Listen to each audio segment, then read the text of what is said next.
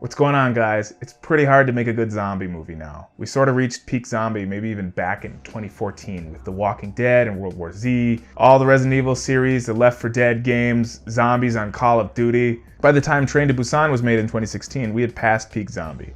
You could say the trend had finally shambled into its grave.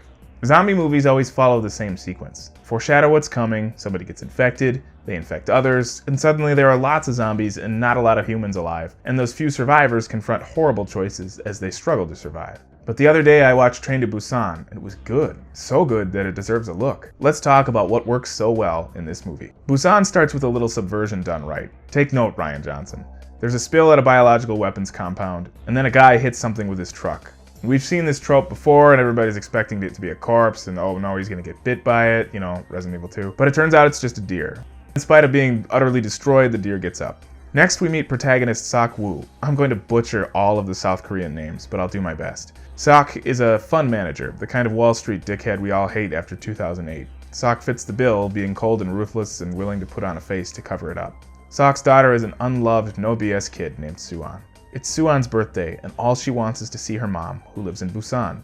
Surprise, Sok was a lousy husband and dad. Suan is super persistent, so dad agrees to bring Suan from Seoul to Busan on a train the next morning.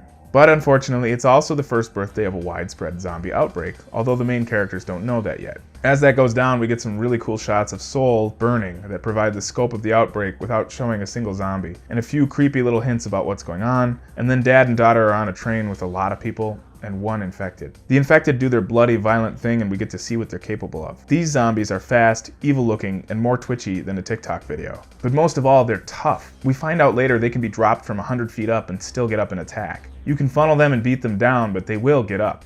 In classic George Romero zombie films, zombies are slow and pretty easy to kill.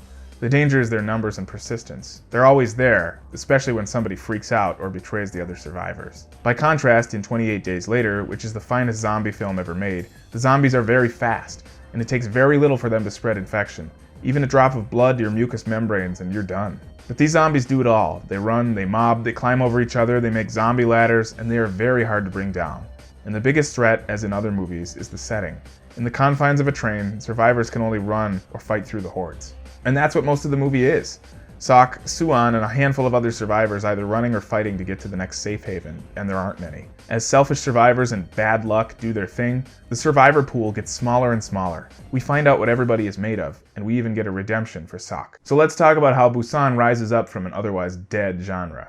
First, the pacing is excellent. You hardly have room to breathe, but when you do, there's enough poignant dialogue to let you connect with the handful of survivors. There are no drawn-out sequences of people crying over what's going on, or people living in a shopping mall and they're really bored, or people keeping zombies in an old barn hoping to bring them back. It's all action. Second, the suspense. There's always a pack of zombies in the next train car, or crowded outside, or sprinting and crawling over each other to get close. There are some especially tense scenes as the train goes through tunnels and the zombies get disoriented and can't see. The survivors have to invent ways to get around the hordes, like crawling along luggage racks. Third, Busan provides high stakes with great characters who aren't just meat. There's a father discovering in the midst of hell that he's been living like a completely selfish bastard, and a daughter who loves him infinitely in spite of that, and a badass husband of a pregnant wife who protects even the people he doesn't like, and a cowardly train steward who lets things get worse, and a villain who thinks only of himself and shows us what Sok will become if he doesn't change. Fourth, Train to Busan has excellent cinematography, from wide shots of Seoul burning to perfectly distanced fight shots. Fifth, the zombies look just great. From the way they move to their faces, they're less about horror and more about straight up evil, and you can't take your eyes off them. And sixth, a theme. Redemption through the acceptance of what you're supposed to be. Sok realizes that he's supposed to be a father, and fathers protect. He gets there by watching another father and by connecting with his daughter, who won't leave survivors behind. Instead of focusing on humans who fall apart as the world around them does, the film focuses on humans who ascend to new levels of heroism, but without losing sight of the genre or of reality. Just like in real life, the zombies prevail over most of the heroes, but it's worth it to be a hero anyway.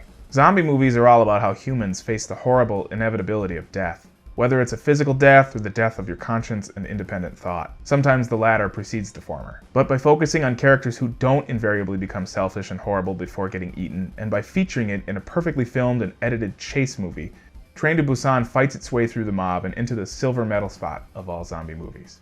Thanks for watching. Have you seen the movie? What do you think? Leave a comment below. If you like this video, please subscribe. If you really like it, please share it.